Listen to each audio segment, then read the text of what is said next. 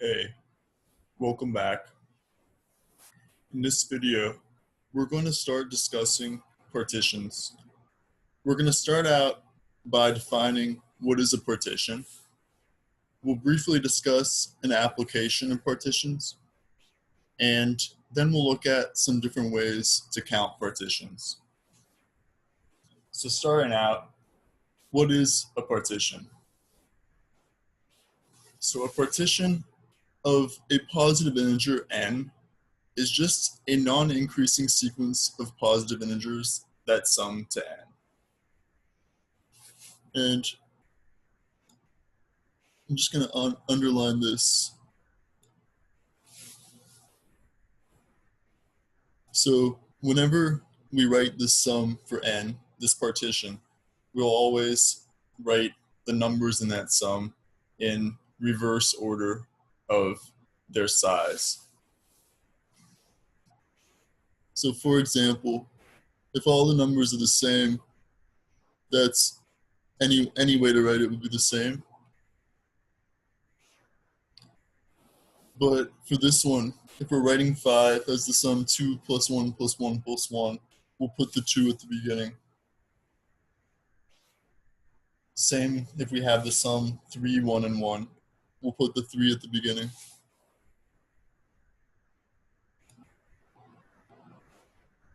And 2 plus 2 plus 1, we put the 2 and the 2 before the 1. So non-increasing, this term right here, it just means that if we look at any two successive terms in our sum, so those two, or these two, or these two, if we look at any two of those successive terms, it will not be increasing from term to term. So in this sum, it always stays the same. In this sum, it decreases here, it stays the same here and here. It decreases here, it stays the same here. So all of these are non-increasing. 4 plus 1, so we write that instead of 1 plus 4. 3 plus 2, and there's another way that we can write 5 as a sum of positive integers, and that's just writing it as itself.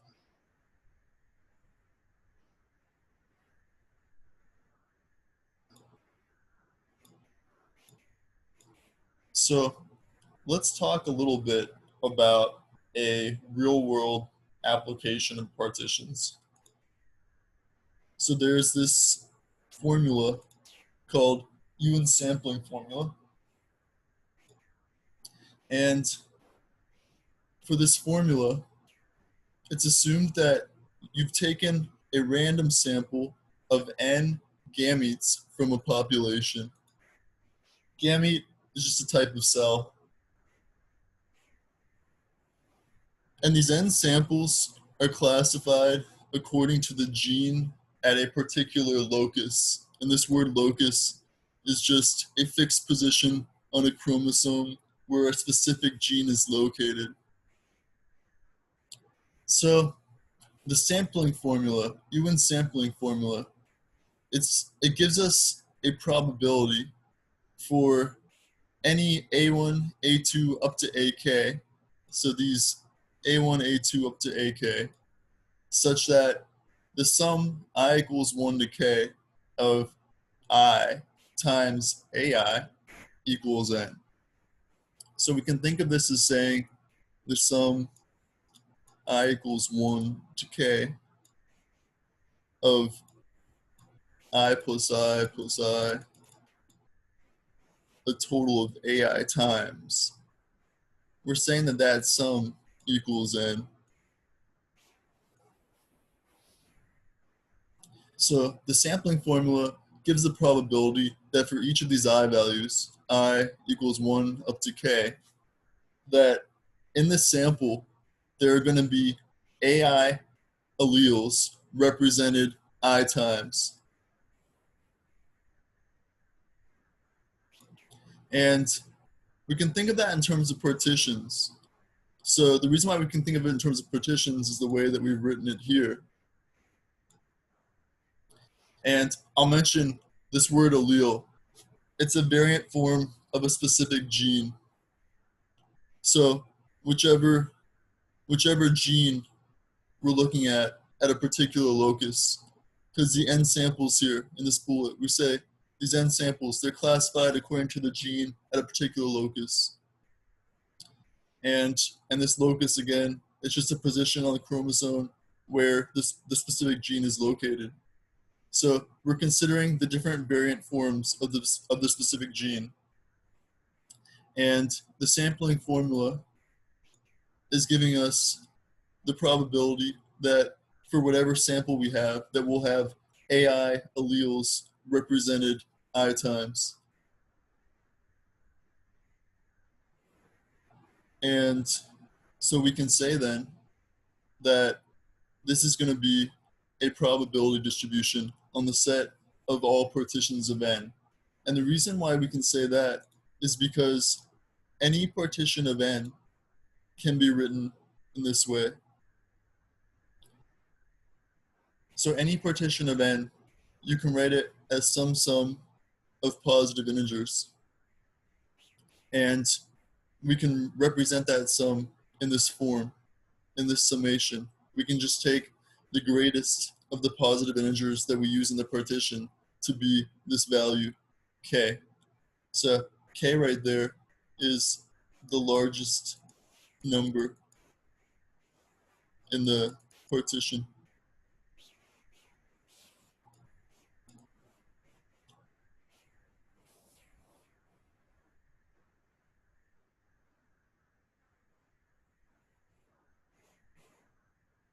And here's the specific formula. So I didn't say what the formula was up to this bullet. We need this parameter, theta, right here. So to state the formula, you need a parameter for the population mutation rate. And given these numbers AI, A1, A2, up to AK, so the AIs, and given that parameter theta, the Ewens sampling formula just says the probability that there will be AI alleles represented I times in the sample for each of these I values, 1, 2, up to K. And given that theta is the population mutation rate, that probability is equal to this quantity over here. And we've seen all the functions in that quantity. So factorial, we've already talked about that, and factorial right there. Theta times theta plus 1 all the way up to theta plus n minus 1. That's just multiplication. And then we have this product, j equals 1 to n over here. We have a theta to the aj in the top.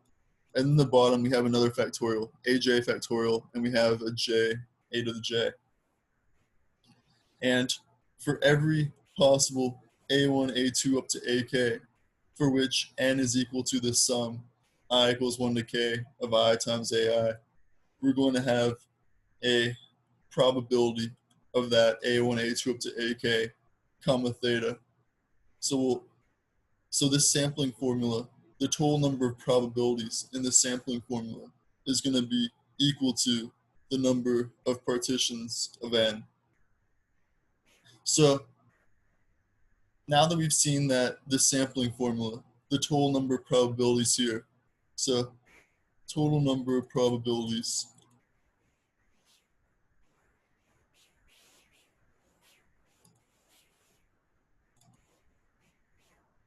is going to be the number of partitions of n. So it would be nice to know how many partitions of n there are, so we would know how many probabilities that we're going to be listing out for this formula. It'd be good to have a mechanical way to figure out the number of partitions of n. So we're going to look at that next.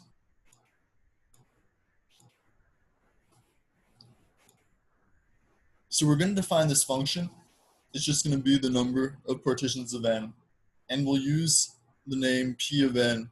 So that's the typical name for the number of partitions of n, p of n. We'll also consider other functions where we're counting different special kinds of partitions, partitions with special properties. We'll give them different names, but we'll never call them P of n. So the only P of n is the counting function for partitions, just all the partitions of n. And let's consider an example. So P of 5 equals 7. So again, for 5, we found 7 ways to write it. So we wrote it as 1 plus 1 plus 1 plus 1 plus 1. We wrote it as 2 plus 1 plus 1 plus 1. We also did 3 plus 1 plus 1. And we did 2 plus 2 plus 1. And we did 4 plus 1. And we did 3 plus 2. And we did 5. And that's all of them. So that's 7 total. And P of 0. So how many ways are there to write 0 as a sum of positive integers? Well, there's only one way. If you use no positive integers in your sum, it's just an empty sum, then you get 0. So P of 0 equals 1. And we're going to learn some tools for counting partitions. So the first tool we'll look at is just using bijections. This is a tool we've used before. For example, when we talked about proving identities. Another tool we're going to look at is Ferrer diagrams. This is going to be a visual tool. It'll allow us to do some proofs just as proofs by picture. So we'll have some real short proofs using Ferrer diagrams. And then we're going to look more at generating functions. So we've already used generating functions for a bunch of different kinds of problems. And we're going to also apply them to partitions.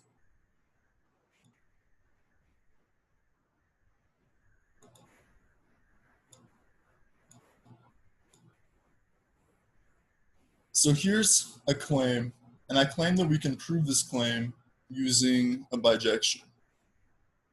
And the claim is that the number of partitions of n in which the largest part is k, in other words, the largest term in the sum is k, this is equal to the number of partitions of n minus k in which every part is at most k. In other words, all the terms in the sum are at most k. So we're going to try to define a map, and we're going to show it's a bijection. And our map will be named F.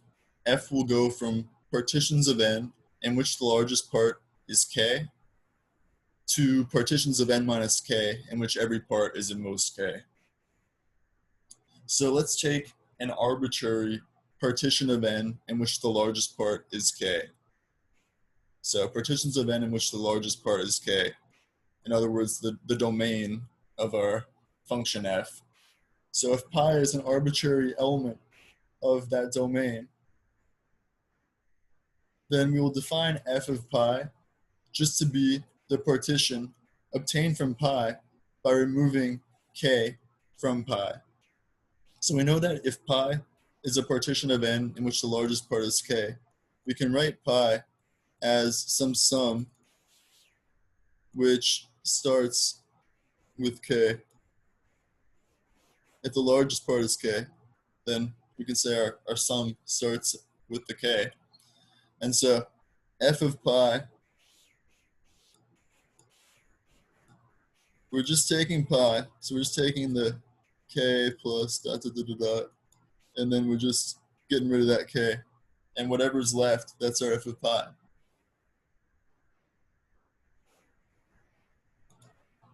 And we can see right away that f of pi is going to be a partition of n minus k. That's because pi was a partition of n. And to obtain f of pi, we just took the k out of pi. So n minus k. And we can also see all the parts in f of pi are at most k. And this is because the largest part of pi was k. And we just took the k out of pi to get f of pi. So the parts that are left have to be at most k.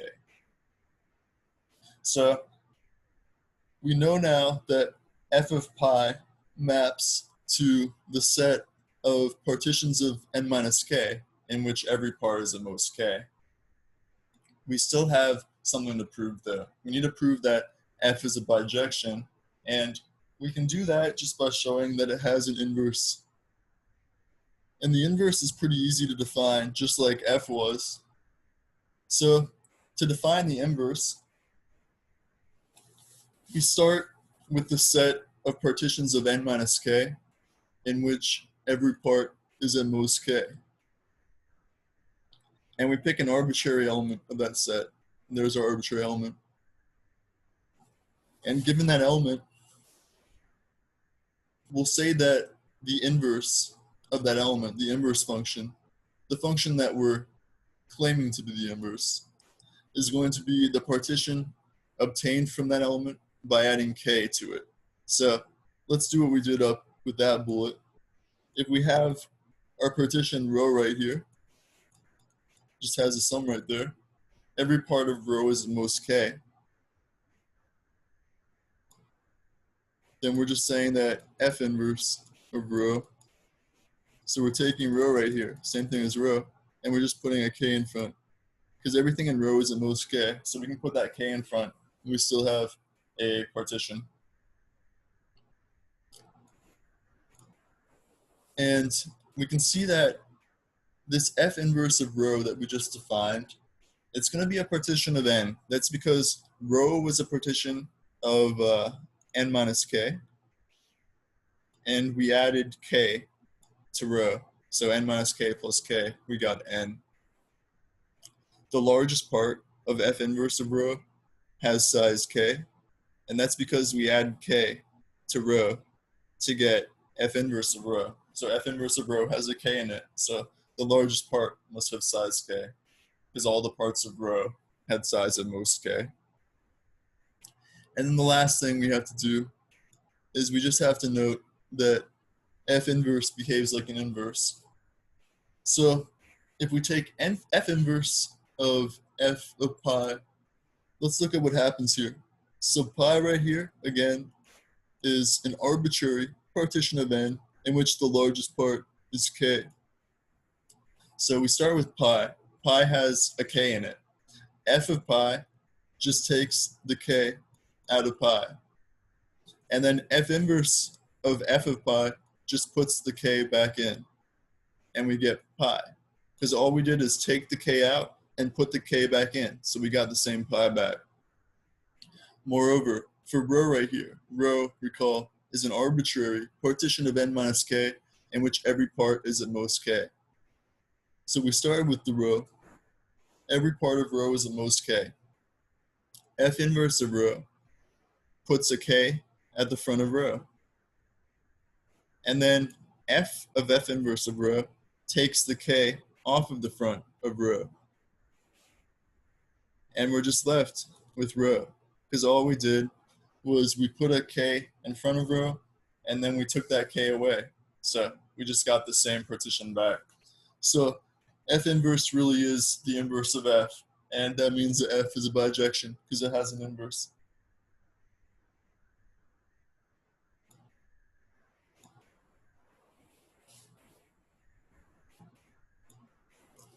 So now let's move on to a visual tool that will help us do some really short proofs.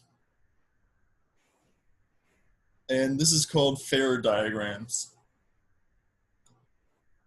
So suppose we have some partition of the positive integer n. We'll write the partition as a1 plus a2 plus dot dot dot up to ak. And we'll assume, since it's a partition, that a1 is greater than or equal to a2 dot dot dot is greater than or equal to ak. And to get the Ferrer diagram, it's obtained just by drawing k left justified rows of dots where the ith row has ai dots for each I equals 1 up to k. So for example, well, before we look at the example, so let me just mention that these dot rows they're drawn in the order that the terms appear on the partition. And here's an example. So if we have our partition 10 equals 5 plus 3 plus 1 plus 1, here's what the Ferrer diagram is going to look like. We start with the greatest part, the greatest term in the sum, that's the 5, and we do 5 dots in the first row. Now, our rows are left justified. So we did the 5, now we go into the next row and make these dots a little larger.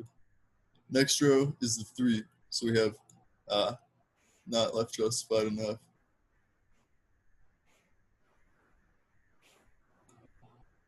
There we go. So we have the first two terms in our sum, and then the last two, we have a 1 right there and a 1 right here. So the number of rows is the number of terms in the sum, in other words, the number of parts. And each row, the number of dots in it, is just the part. So whatever the part is, 5, we had 5 dots there.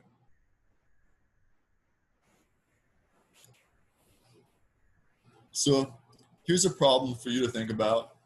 It's not a proof problem, it's just a nice drawing problem. And the problem is just to draw Ferrer diagrams for each partition of n equals 7.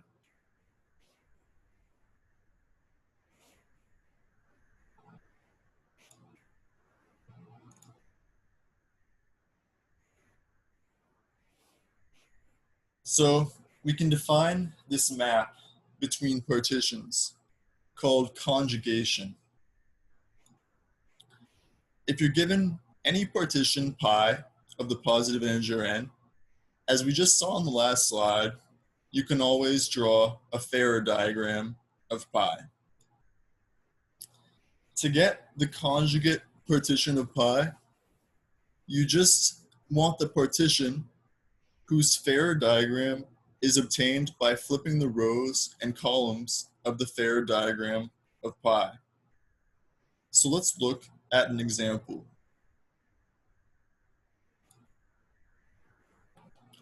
The conjugate partition of 10. So 10 is equal to 5 plus 3 plus 1 plus 1. So we're only considering a single partition of 10 here. So there are many partitions. We're just considering the single partition, 5 plus 3 plus 1 plus 1. Again, I'll write that Ferrer diagram.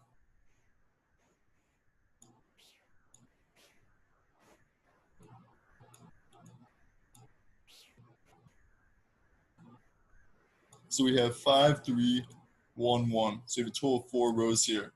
Now, the conjugate partition, to get this, I want to flip the rows and columns of the Ferrer diagram. So I'm doing a transpose here. So this row is going to become the first column.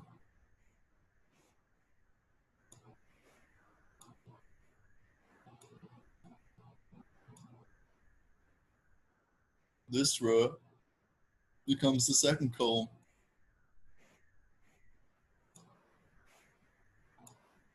And we have 2 more rows, and we do the same thing, third and fourth columns.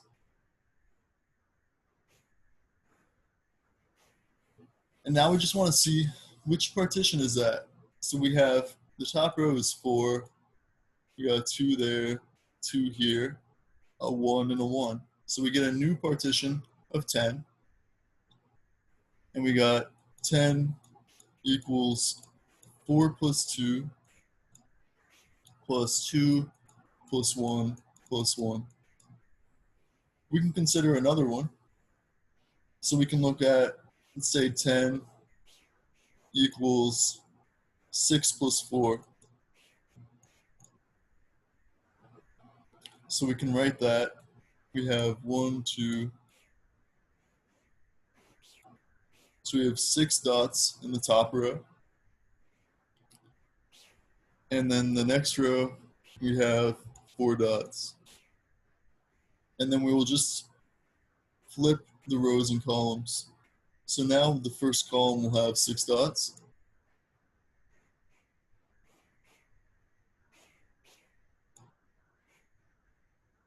And the second column will have 4 dots.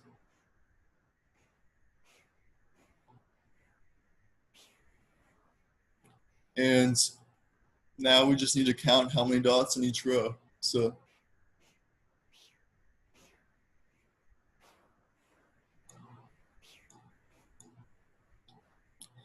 again, we get a partition of 10. So these partitions are mapping from partitions of n to partitions of n.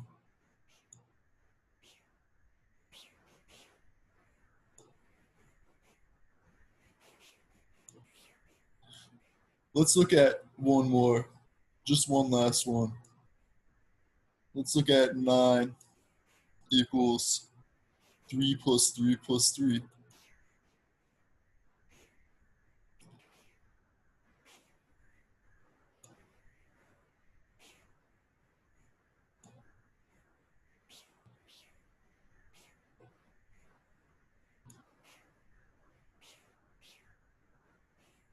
And we can see we get the same Ferrer diagram when we flip the rows and columns.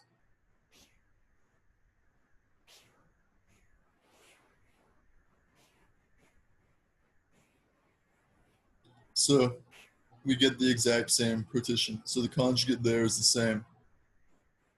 I guess we can look at one more. 10 equals 4 plus 3 plus 2 plus 1. So we can draw the rows of this one.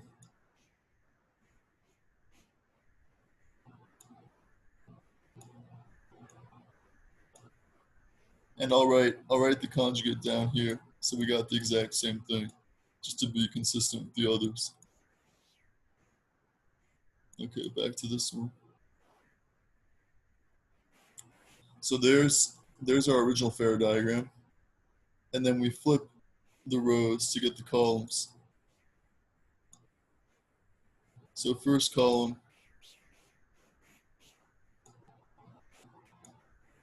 so as you can see, we get the same Ferrer diagram again. So this one's also its own conjugate.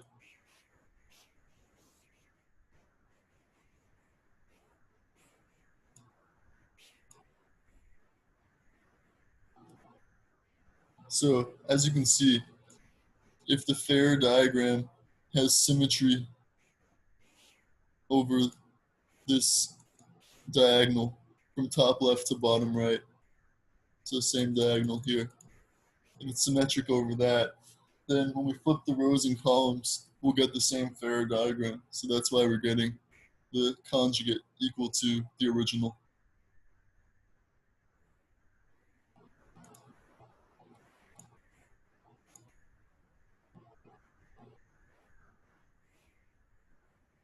So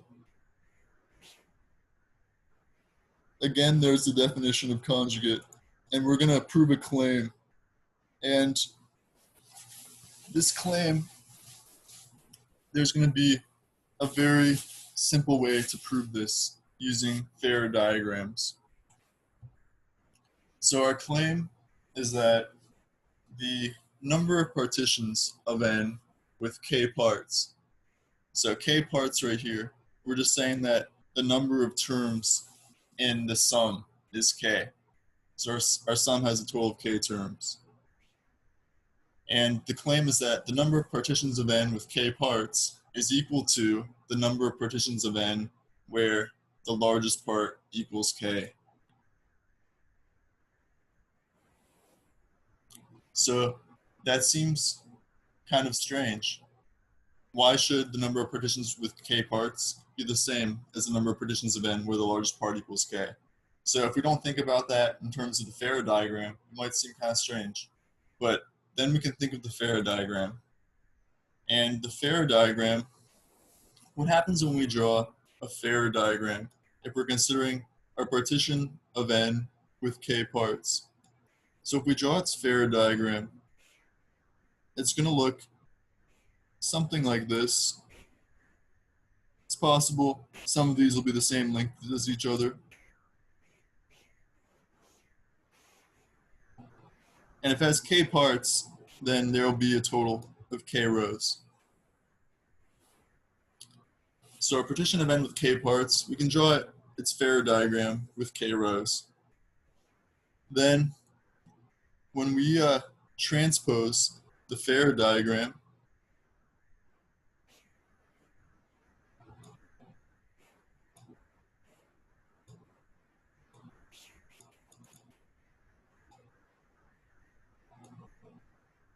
when it gets transposed to do conjugation, the top row has length k. It has k dots. So it makes sense if we're trying to prove that the number of partitions of n with k parts is equal to the number of partitions of n where the largest part equals k. It makes sense to define a bijection between these two sets. So a bijection which takes us from partitions of n with k parts to partitions of n where the largest part equals k. And we can define this bijection using conjugation. So our bijection will just map a partition to its conjugate. And we haven't proved it's a bijection yet, so I should just call it a function for now, but we'll see that it's a bijection soon. And we'll call it f. So given an arbitrary partition pi of n with k parts, so some partition of n with k parts, it's pi, it's an arbitrary partition of n with k parts, we'll define f of pi just to be the conjugate partition of pi. So we'll just take the Ferrer diagram of pi right here, and we know since pi has k parts, the Ferrer diagram, it has k rows. And f of pi, since f of pi is the conjugate partition of pi, that means that its Ferrer diagram is going to have a top row with k dots. If it has a top row with k dots, by definition, that means that the largest part in f of pi is going to have size k. And that's just what I'm mentioning in these bullets here. So these bullets, what I just said, since pi has k parts, as I drew up here, the Ferrer diagram has k rows. And that means when we transpose it, when we flip the rows and columns, the Ferrer diagram of the conjugate partition is going to have the first row with length k, as I put up here with that bracket. And length k, again, that just means there's k dots in the first row. So that means, by definition of the Ferrer diagram, the largest part of f of k is k. Sorry, the largest part of f of pi right here. So f is a function that takes partitions with k parts as inputs, partitions of n. So the largest part of f of pi is k. So that means that our map f, it actually does map us to partitions of n where the largest part is k. So the map maps us to the correct set, but we haven't shown that it's a bijection yet. And in order to see that it's a bijection, we just have to define an inverse and show that it is an inverse. And the inverse that we can define, f inverse of rho, and rho is just an arbitrary partition with largest part k, and it's a partition of n. And f inverse of rho will do the same thing that f did. It will just map the input partition to its conjugate. And we see that if rho is a partition with largest part k, then the Ferrer diagram of rho is going to look like the one over here. If it has largest part k, that means that the top row has k dots. So the top row has length k, as I've drawn up here. And f inverse of rho, so this is the f map, and the f inverse map is just mapping us to the transpose of the Ferrer diagram, and it maps the partition to the conjugate partition. So the transpose of this Ferrer diagram up here, we're just flipping the rows and columns again. So we originally started with this one, and we flipped the rows and columns to get this one. And then if we flip the rows and columns again, which is what we're doing when we get the conjugate partition, flipping them again just flips us back to the original. And flipping back to the original, if we started with row, which had largest part of size k, so first row had length k, that means that when we flip the rows and columns to get f inverse of row, so to get this f inverse of row, when we flip the rows and columns and we started with the first row of length k, that means that this column will have length k for f inverse of row, which means that the number of parts will equal k. So f inverse does map into the set of partitions of n with k parts. So f inverse is mapping to the correct set. And we can also see that f inverse behaves like an inverse. So let's talk about this part. When we consider f inverse of f of pi, so we start with pi right here. Pi, again, is just a partition of n with k parts. And when we take f of pi is just sending us to the conjugate partition of pi. And the conjugate of the conjugate is going to be the original. So f inverse of f, we're just doing the conjugate of the conjugate. That's all that f inverse of f is doing. Because f inverse and f are doing the exact same thing. They're both just the conjugate map. So f of pi just sends us to the conjugate of pi, and f inverse of f of pi just sends us to the conjugate of pi. And the conjugate of conjugate, as we see, that's just obtained by flipping the rows and columns of the Ferrer diagram twice. If you flip them twice, you just get the same Ferrer diagram back. So you get the same partition back, pi. This side is almost the exact same explanation. F of f inverse of rho. So rho, we started with a partition of n with largest part k. F inverse of rho, it's just mapping us to the conjugate partition of rho, which has k parts. And f of f inverse of rho is just mapping us to the conjugate partition of the conjugate partition of rho. So the conjugate of the conjugate of rho. And again, that's just going to be rho for the same reason as the one over here. So both of these are true, which means f inverse behaves as an inverse. So since f has an inverse, it is a bijection. So we used a bijection on this proof, but the bijection completely relied on the Ferrer diagram. So we used multiple tools for this proof, you could say.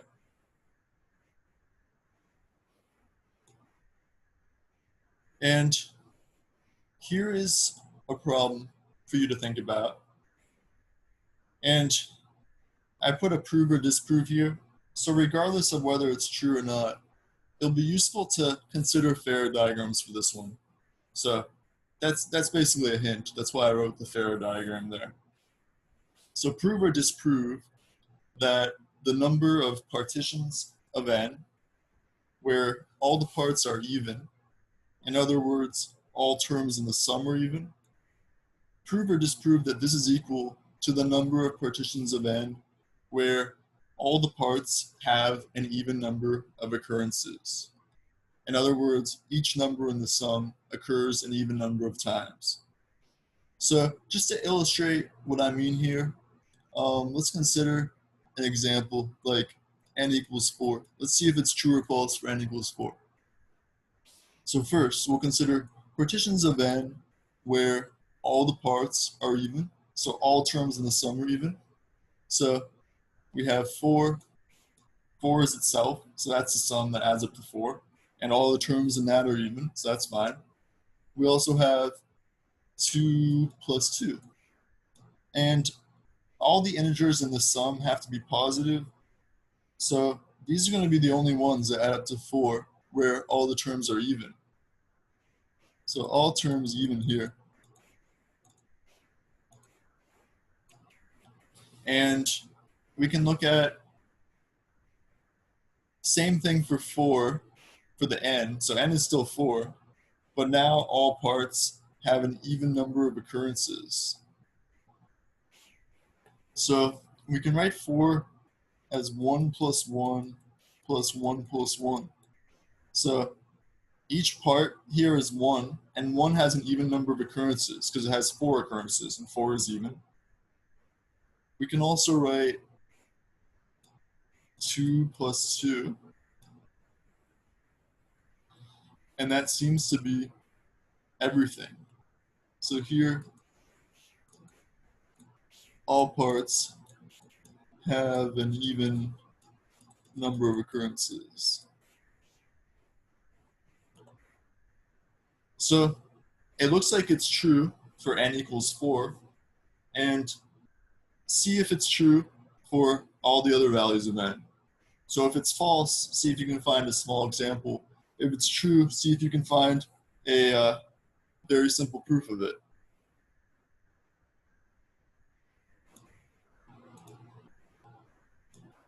And that brings us to the end of this video, but we'll continue with generating functions for partitions in the next video. Thanks for watching.